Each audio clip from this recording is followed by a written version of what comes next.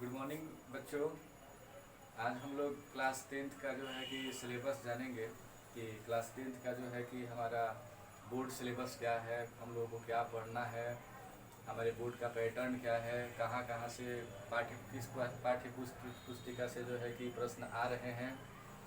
तो इसके बारे में हम लोग समुचित रूप से अभी व्याख्या करेंगे, जब बताएंगे आप लोगों को, समझाएंगे कि क्या क्या पढ़ना है आप लोगों को, क्या क्या नहीं पढ़ना है आप लोगों को, कौन कौन सी पाठ्य पुस्तिका चलेगी। तो चलिए बच्चों, आपको बताते हैं कि क्लास टेंथ का जो सिलेबस है वो बोर्ड में जो हमारे प्रश्न आएंगे, वो बोर्ड में प्रश्न आएंगे हमारे 80 मार्क्स का। 80 नंबर का जो है कि सेक्शन ए और सेक्शन बी से ये प्रश्न रहेगा, जिसमें जो है कि सेक्शन ए जो है, सेक्शन ए 40 मार्क्स का है, सेक्शन ए 40 मार्क्स का है, जो कि व्याकरण के रूप में है। इसमें व्याकरण के रूप में हम लोगों को 40 मार्क्स पढ़ना है। और सेक्शन बी जो है वो पाठ्य पुस्तिका। पाठ्य पुस्तिका का मतलब जैसे कि हम लोग जो बुक पढ़ रहे हैं साहित्य सागर, ये आप लोग बच्चों ध्यान रखिएगा कि क्लास टेंथ में आप लोगों को सिर्फ साहित्य सागर ही पढ़ना है। और क्यों पढ़ना है वो हम आपको आगे बताएंगे। पहले सेक्शन ए में व्याकरण जो हम लोग को पढ़ना है वो 40 मार्क्स का हो गया, और पाठ्य पुस्तिका जो है हमारी यानी साहित्य सागर, वो हमें 40 नंबर का पढ़ना है। एकांकी संचय हमें क्लास टेंथ में नहीं पढ़ना है, एकांकी संचय हमें क्लास 9th में पढ़ना था, जो कि हम लोग पढ़ चुके हैं। तो अब जो है पाठ्य पुस्तिका हम लोगों को पढ़ना है 40 मार्क्स का, जिसमें जो है कि साहित्य सागर आता है। सिर्फ साहित्य सागर एक बुक जो है कि पाठ्य पुस्तिका में हमें पढ़नी है, साहित्य सागर। इसमें जो है सेक्शन बी है, मतलब सेक्शन बी में जो है कि हमें साहित्य सागर पढ़नी है। आइए सेक्शन ए के बारे में सही से हम लोग जान लें कि सेक्शन ए जो है व्याकरण, वो व्याकरण में हमें क्या क्या पढ़ना है और कितने कितने मार्क्स का क्या क्या आता है। तो सेक्शन ए जो है 40 मार्क्स का, इसमें जो है कि हमें क्या मार्कर लेगो, एक मार्कर था ना,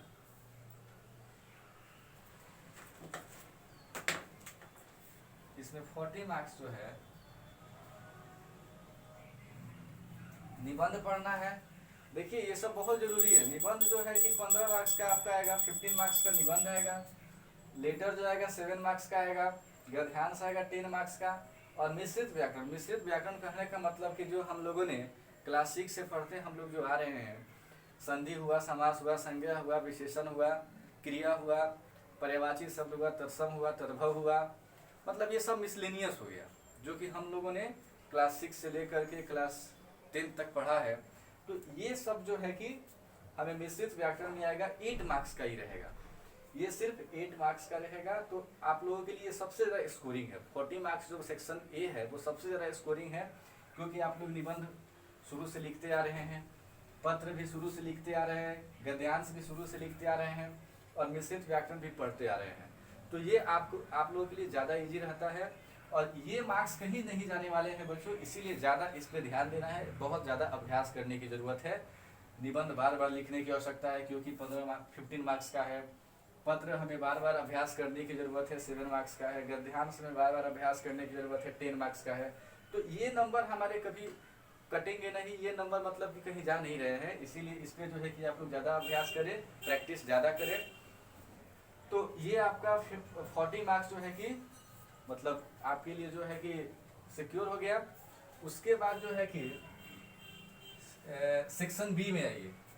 सेक्शन बी जो है ये बोर्ड के लिए मैं बता रहा हूँ, आप लोग ध्यान रखिएगा कि बोर्ड का हमारा यही मतलब कि पैटर्न रहेगा। 40 मार्क्स सेक्शन ए, 2 सेक्शन रहेंगे।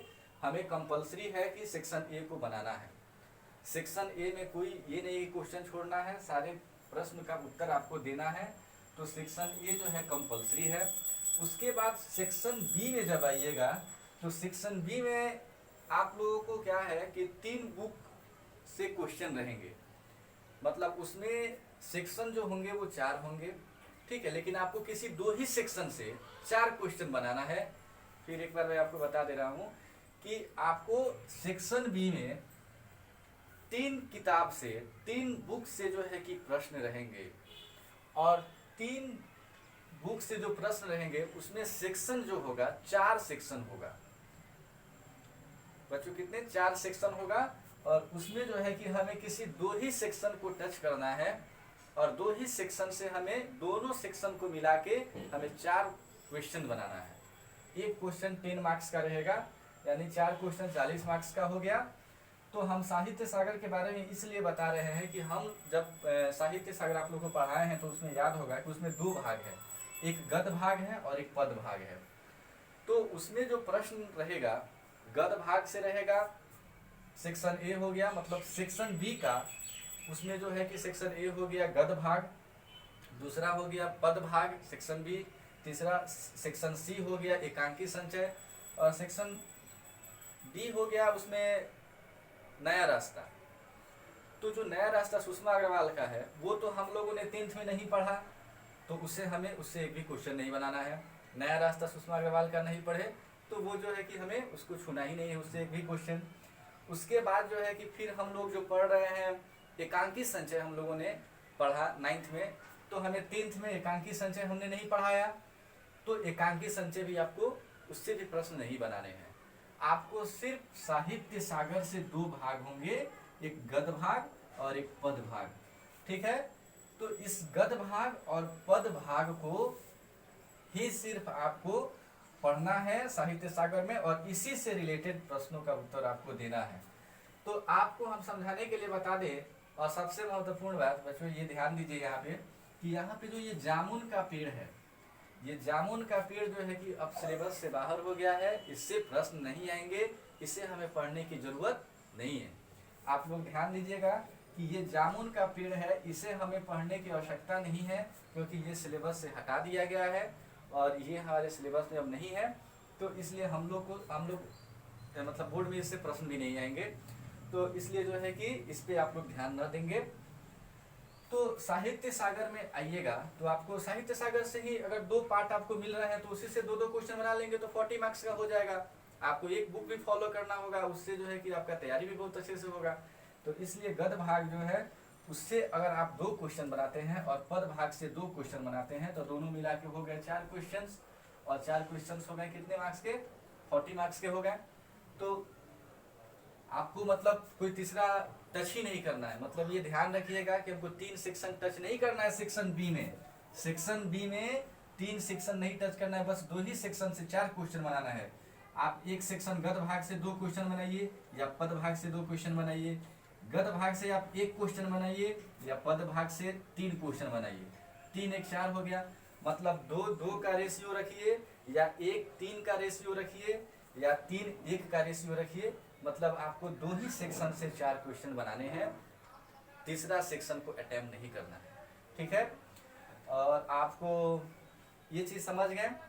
जहाँ तक कोई प्रॉब्लम हो, किसी को परेशानी हो तो वो कमेंट से पूछ सकते हैं हमसे, हम उनको गाइडलाइन करेंगे, बताएंगे।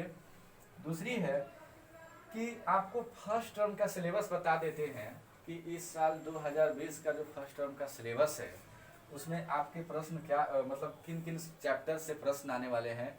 तो उसमें जो है कि आपको गद्य भाग में सेक्शन ए तो कंपलसरी है, इससे तो आपका क्वेश्चन आएगा ही। आप लोग 9th में देखे जैसे निबंध पत्र गद्यांश और व्याकरण से रिलेटेड प्रश्न आते हैं, तो सेक्शन ए कंपलसरी है, 40 मार्क्स यही सब रहेगा, इसको नोट कर लीजिएगा।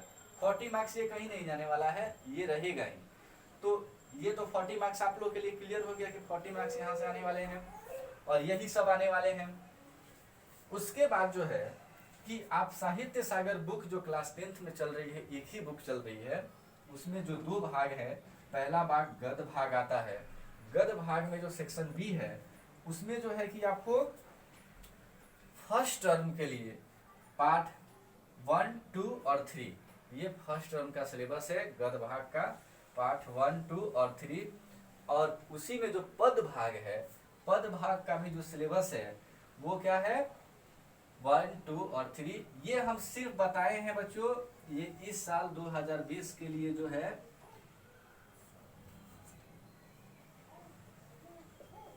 फर्स्ट टर्म सिलेबस, ये फर्स्ट टर्म का सिलेबस है, ठीक है। तो ये फर्स्ट टर्म में यही आने वाले हैं। और ये जो है इंटरनल असेसमेंट, ये इंटरनल असेसमेंट होता है 20 मार्क्स का, जो कि मैंने आप लोगों को अपने मोबाइल स्कूल के ऐप में भेज दिया है, आप लोग इसको बनाइए, ठीक है। तो ये इंटरनल असेसमेंट 20 मार्क्स का, 40 मार्क्स का हिंदी व्याकरण, 40 मार्क्स का अपना पाठ्य पुस्तिका और 20 मार्क्स का इंटरनल असेसमेंट, टोटल मिला के 100 मार्क्स हो जाते हैं हमारे, ठीक है। बच्चों ध्यान देने वाली बात है कि हिंदी जो है कि बहुत स्कोरिंग सब्जेक्ट है। शुरू से आप लोग जो है कि इसका जो सेक्शन ए है उस पर आपकी पकड़ होती है। क्यों? क्योंकि निबंध, पत्र, गद्यांश और व्याकरण, ये तीनों चीज़ जो है कि चारों चीज़ ये आप शुरू से पढ़ते आ रहे हैं, तो इसमें आपका मार्क्स कहीं नहीं कटता है। इस पर आपकी पकड़ सबसे ज़्यादा मजबूत होती है, क्योंकि आप लोग प्रत्येक क्लास में, क्लास 5 से लेकर के आगे तक आप लोग प्रत्येक क्लास में इस चीज़ को पढ़ते आ रहे हैं, तो इस पर आपका पकड़ ज़्यादा अच्छा होता है, तो ये स्कोर करने में बहुत ज़्यादा आपका हेल्प करते हैं। उसके बाद ये साहित्य सागर है, कहानी और पद का मिश्रित सम्मिश्रण है, तो इसमें भी आपको प्रॉब्लम नहीं होगा। आपको कहानियाँ पढ़नी है ज़्यादा से ज़्यादा, और उसके लिए हम लोग भी हैं, और आपको अब तरह तरह के वीडियो भी अपलोड किए जाएंगे, प्रत्येक चैप्टर वाइज वीडियो अपलोड किए जाएंगे, जिसमें आपको सारा चीज़ विस्तृत रूप से बताया जाएगा, समझाया जाएगा। कोई भी तरह का परेशानी हो, प्रॉब्लम हो, प्रश्न न समझ में आए, कमेंट में लिख करके पूछ सकते हैं आप लोग। पर्सनली भी फ़ोन कर सकते हैं, आप लोग के पास तो व्हाट्सएप के माध्यम से नंबर भी है, तो पूछ सकते हैं आप लोग। तो इस तरह का हम लोग का सिलेबस है। हिंदी बहुत स्कोरिंग सब्जेक्ट है, आपके नंबर में 4 चांद लगा देगी। बहुत अच्छा, किसी अगर सब्जेक्ट में आपका नंबर थोड़ा बहुत कम भी होता है बच्चों, तो ये जो है कि उसको फुलफिल करती है। इसीलिए हिंदी पे थोड़ा सा आप लोग ध्यान दें। अभी फुर्सत में है, पूरी समय है आपके पास, बहुत समय है आपके पास, तो आप लोग इसके बहुत अच्छे अच्छे कहानी हैं, मतलब कि साहित्य सागर में बहुत अच्छे अच्छे एक एक चैप्टर हैं, जो कि उसका बहुत अच्छा अच्छा संदेश देता है। बहुत अच्छी अच्छी कहानियाँ हैं। आप लोग मैथ, फिजिक्स, केमिस्ट्री या कोई भी अन्य सब्जेक्ट आप लोग पढ़ रहे हैं, पढ़ते पढ़ते आप लोग थोड़ा सा स्ट्रेस हो जाता है आपको, तो ये सब जो रोचक कहानियाँ हैं, इसमें बहुत अच्छी अच्छी कहानियाँ हैं, वो पढ़ के आप लोग थोड़ा सा स्ट्रेस भी दूर कर सकते हैं, और आपको जानकारी भी होगी। इसीलिए आप लोग जो है कि हिंदी को आप लोग पढ़ें, और बहुत प्यार से पढ़ें और समझें, कोई प्रॉब्लम नहीं है, ठीक है। Thank you.